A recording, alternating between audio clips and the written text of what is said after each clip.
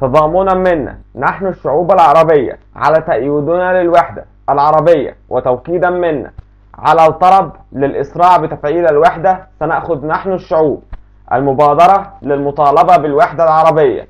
ولذلك علينا أيها الإخوة كلنا رفع هذه الصورة على بروفايلاتنا على الإنترنت يوم 23/2/2010.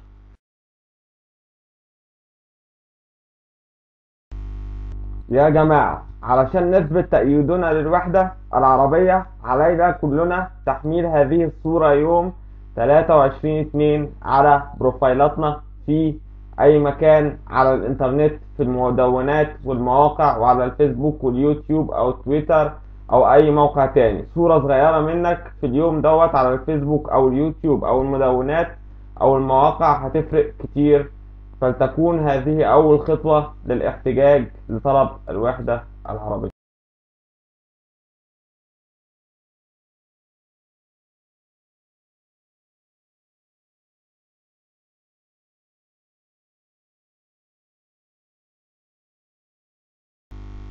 يا جماعة، الوحدة العربية مهمة جدا، ومن غيرها مش هنعرف نتقدم، ولذلك علينا جميعا بالعمل يد واحدة من أجل وحدتنا.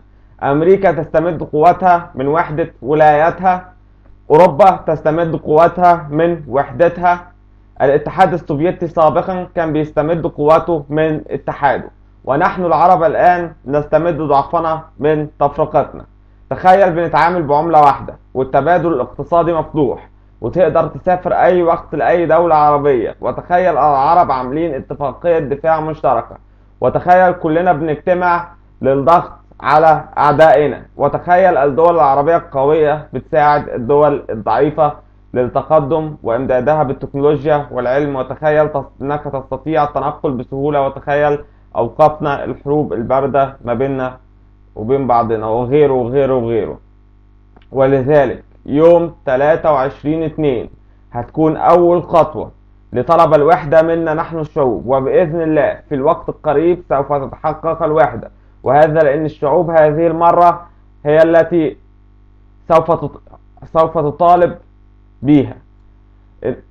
انت ممكن تحمل الصورة من على الرابط اللي في اليمين مكان الشرح، هتلاقيه على اليمين. بص، هتلاقي فيه رابط او لينك على اليمين مكان الشرح، اضغط على الرابط دوت هتفتح لك الصورة، حملها من على الانترنت او اعمل لها سيف as picture، وبعد كده حملها على الكمبيوتر بتاعك، ويوم 23 حملها على بروفايلك.